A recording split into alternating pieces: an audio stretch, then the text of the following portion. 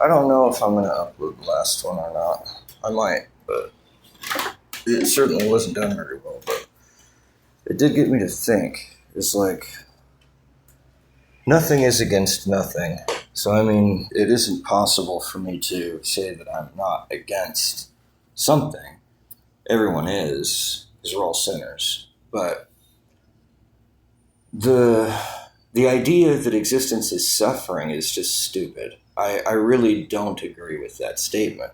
And I thought about, what I had said in my last little monologue. And like I said, I didn't really like it. It wasn't exactly spectacular. It definitely wasn't gripping. But there is there's a statement in there that I think I might upload anyway, even though it wasn't well stated. It was a good thing to say. It was a good intent. It suggested the right things. And so my theory, my paradigm, my worldview, the way I look at the world, it is not the case that existence is suffering. Suffering is a problem. It's kind of like death. It's a problem. And it's supposed to be solved like all problems. It's not supposed to be accepted just the way that it is. It's supposed to be solved. I don't believe that non-existence is a necessary component to existence. I don't believe that suffering is a necessary component to happiness. What I believe is that if you look at the suffering and then you look at the cause, you can't derive the effect of suffering from the cause that existence is suffering. Because if existence is suffering, I would rather not exist. That's what that statement says. That statement that says that existence is suffering is a statement that is so horrifyingly self-defeatist and absolutely purposeless that it confounds me that anyone ever stumbled onto that warped view that says that existence is suffering. Existence is not suffering. Non-existence is suffering.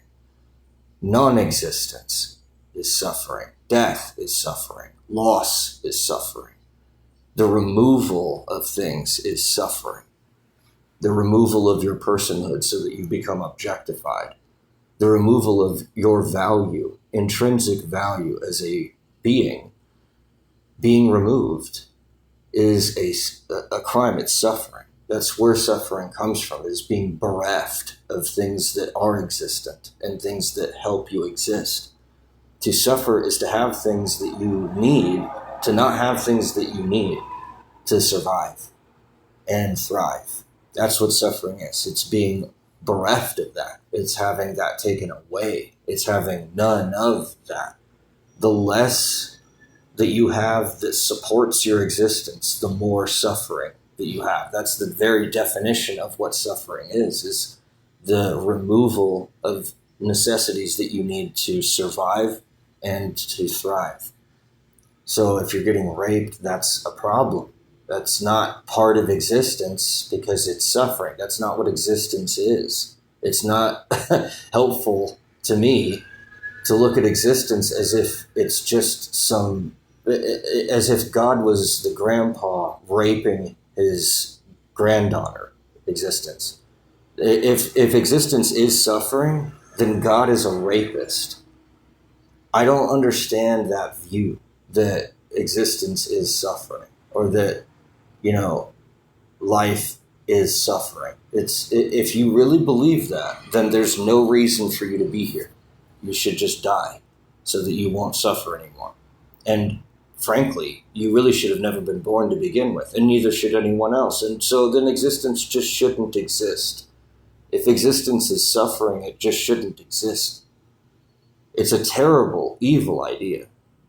And there's lots of those floating around, but that's one of them. And it's an extremely insidious worldview that is infected with darkness and pointlessness. The reason that we exist is not to suffer for some sadistic God that's jerking off in our faces while we're bleeding out of our ruptured ass. That's not what existence is for. That's a problem. That's for us to solve. And that's us doing it to each other. That's not God doing it to us. It's not innate to existence to suffer. There is a possibility. In fact, it's an inevitability that existence will lead to, in fact, the absence of suffering. The absence of an absence is not necessarily a presence. It doesn't necessarily mean that it's going to be utopia where everybody's happy all the time. But the vast, horrendous degrees of suffering that people encounter all the time, those are not to be accepted. Holocausts are not to be accepted. They are to be solved. Vast genocide, infanticide, fratricide, all of these things that get put into myth and legend about, Rome being forged from one brother murdering his other brother for the pure, simple greed of power. And yet it's a great myth that inspires people and all that stuff. And like I said, these are insidious worldviews. My worldview is opposed to all of those. And it says, no, you're wrong. That's not what this is all about. That's not the ideal. The ideal is someone that was abused by someone else like that, who chose not to do that and rise up against it, rise up for oneself more than anything, rather than against the opposer, against the abuser. You don't want to abuse the abuser, then you become the abuser. And then it just goes around and around. It's the same myth that we've always been saying. I want to transcend that. And I want a story and a myth about a country that gets forged from people who were abused and neglected and thrown away. And like I said, the worst things that you could, molested and abused and objectified and, discriminated against. All of that shit. I want those people, the freaks and the outcasts and the victims and all those, to rise up and defend each other and defend themselves and defend the cause of not doing that to other people, even if they do it to you. And that says something. That's not suffering. That's not just accepting things the way that they already are. That's not just tit for tat, eye for an eye. I'm going to give it right back to you, right back at you, bruh. It's not any of that. It's transcendent to that. And I think it makes it so much more valuable than all of that, because it stands for something, I think, that's far greater than just simple greed for power. It means something. It tells us a story about existence itself evolving from a state of primordial evil toward a state of complexity, evolved good. And I think that that's something that's worth fighting for. I don't think that's something that we should just accept existence the way that it is and forget about anything else, or even have it as like a pie in the sky wish, a pipe dream that we might one day get to hope for, but that we never see. No, we should fight for it today and do what we can so that we can bring that about. And like I said, cast away these old ideas of eye for an eye and tooth for a tooth, and especially the old way of looking at the world like you should just accept everything the way that it already is. Existence is suffering. So suffer so that you can, define yourself all the better. No, that's not what it is. Existence is not suffering, and non-existence is suffering. It's exactly the opposite. Non-existence is suffering. And so then you try to avoid not existing. You avoid death. If existence was suffering, death would be the alleviation of suffering. And so I guess it sort of alleviates your fear temporarily, but it's not a full paradigm yet. It's burgeoning.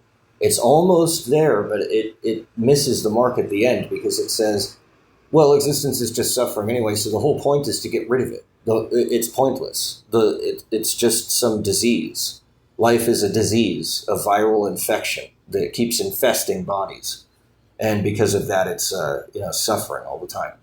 And I don't like that worldview because it eventually means that my life was meaningless, that I may as well have never been born, that the only reason that I was born was to suffer, and that, that's the only thing that I can draw upon to make my existence meaningful. I just find it defeatist. I think it's too pessimistic. It's almost there, though, because at least it electrifies that pain and it uses it as a fuel to move forward. So at least it does that. But the problem with it is it still leaves me with meaninglessness, because if existence really is just suffering, and that's all it is at its root, then it shouldn't be there, and it should just get gotten rid of. So I think what would be better to finalize that fight, that push through nihilism, to finally pop out on the other side, would be to say that non-existence is suffering, and that we should try avoiding that. So we don't kill people because that's inflicting suffering upon them. We don't rape them because that's inflicting suffering upon them.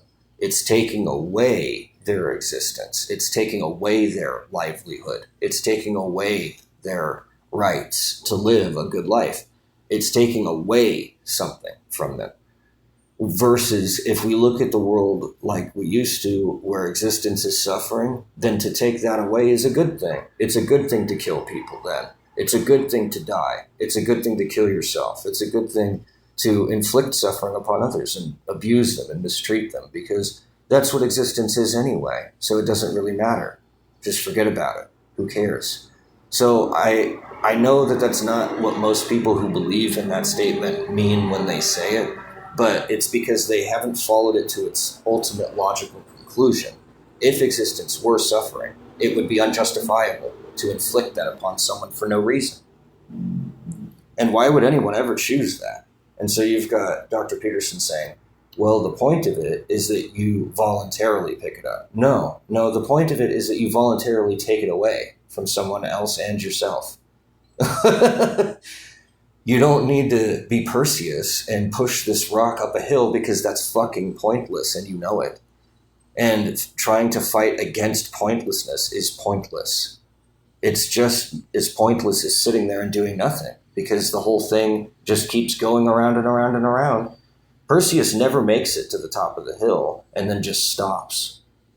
As soon as he gets to the top of the hill, the fucking stone falls all the way back into the valley and he has to go back around and pick it back up again.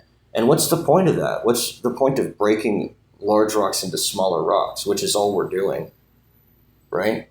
We're just waiting for the world to end. We're just waiting to die. What's the point of that? I don't see any point there. And you could be like, well, it's in the struggle. Yeah, but eventually your struggle is going to end, and you know it. Perseus will eventually get, tired. He's not going to be able to push the stone up the hill anymore. Or he'll just stop, because what are you going to do to me anyway? I'm already Perseus. What are you going to do to me? You can't do anything to me. I'm already suffering as much as I can suffer. What if I did that? What if I took all the suffering?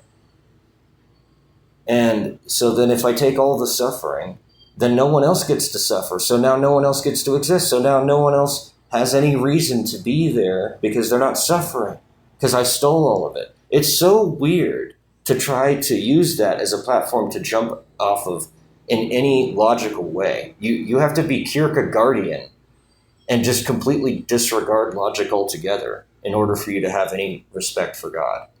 So in order to retain our respect for God, in order to retain the logical validity of a story that has a point and isn't just some weird experiment on people that is designed to crush their spirit into nothing through Persean,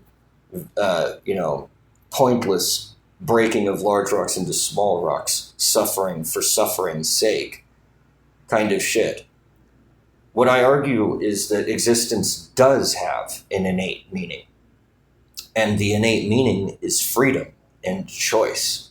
And that's how close I think Dr. Peterson got to the real answer. He's so close because it's like, well, the point is that you voluntarily pick it up. See, it's the choice. It's not the suffering. It's the choice to pick up the rock. It's the choice to continue to move forward despite the nihilism on the other end. But it isn't the nihilism. And if you took the nihilism away, it wouldn't make the choice any less meaningful. There's still meaning in that choice, even in the face of not suffering. You could make choices that matter, even when you're not suffering. And that's how I know that Dr. Peterson is so close, but yet not quite to the answer when he says, the point of life is to pick up the burden, that you're going to carry that load. It's so close to the answer. It's not about the load. If you get rid of the load, you still have the same exact meaning because you still have the same exact choice. It's just choosing something better instead of something worse. Instead of choosing to suffer, you choose not to suffer.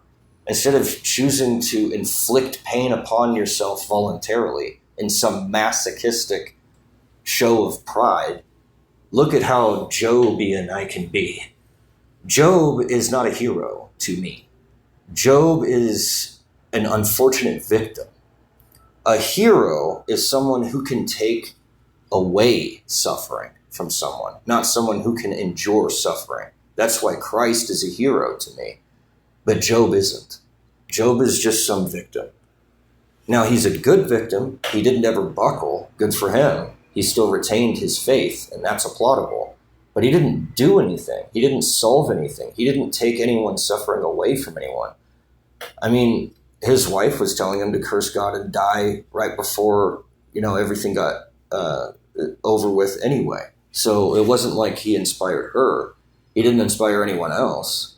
So then it's not really inspiring. It's just some victim that got tortured, So it's like, that's not really inspiring to me. I don't find the story of Job to be inspiring. I find it to be devastating and pointless and wretched and cruel. But, I'm not allowed to have that view and still consider myself to be a Christian. So who knows what that says about me or society. So I think that a better hero is Christ, who took suffering away from people, rather than Job, who took suffering upon himself. It's not the same. It's close. It points at the same kind of thing, but it's like a totally different world. It's not the same. It's not at all the same. It's victimhood versus herohood. It's the difference between being defeated and being victorious. Jesus conquered death. Job took it. So it's just like, what's better? Is it really the suffering, or is it the choice to take the suffering away? Instead of taking the suffering upon yourself like Job, I think we should take away the suffering like Christ. I think that's far more inspiring, and I think it's far closer to the truth. So, like I said, I have massive respect for Dr. Peterson, and that's why I like to criticize him, because he's inspiring and he says controversial shit. And I think that that's the whole point, is to grapple with that view, with any view, with everything, and really pick it apart, really examine it. And part of examination, in a weird way, I think all philosophers should, and perhaps already do, have this weird, like, samurai code where it's like, if you really are my protege, you will have so much respect for me that you will kill me. you will one day, if you are a really good student, if you have really a lot of respect for me, you will take up your sword against me and you will succeed. Because every time the master succeeds, the pupil lives. Every time the pupil succeeds, the master dies. Right? So that's kind of how you sharpen your sword, kind of thing. Philosophy is kind of violent in that way. I think there's an inherent violence in philosophy that I admittedly rather enjoy. And I think if I were in Dr. Peterson's view, I would be so honored. I would have tears in my eyes that someone would have so much respect for my ideas that they would, oppose them with such alacrity. And I love that fucking weird term there, alacrity. You know, because usually you use the term in a good connotation, but I didn't. And I don't know. It's just whatever. So, so I think that's what it's all for. Is like I take his idea and I jump off of his shoulders into the sky. You know, and somebody else, I'm doomed. One day, eventually someone will do it to me. And they'll toss me back to the fucking earth that I came from. But they'll go even further. And one day, someone's going to make it all the way into fucking space. You know, it's like Icarus. Philosophy very much so is an Icarus-like or Icarus-themed endeavor. You really do, as a philosopher, if you're a good one. You will build wings made of wax, and you will fly high until you get to the sun, and it will burn you and you will fall. And that's kind of just part of philosophy. That's how you do it. The very act itself is just this defiant opposition. I love it. I love philosophy. I love it. But like I said, I think the real purpose of existence is freedom. It's choice. It's, like I said, even the choice to do that to ourselves, to be Icarus. We have the choice. We can, if we want to. It's there. It actually can be done. And that tantalizing enticement is what I get at when I say I think that electric feeling is a lot closer to the truth than this old guard Jobian view. No offense at all. I have major respect for Dr. Peterson, Thomas Aquinas, you know, people that have really put effort into trying to defend Christianity and grapple with it and really try to understand it and not take it for granted that it just says so in the Bible, therefore. Hovind style. Sorry, kind of offended.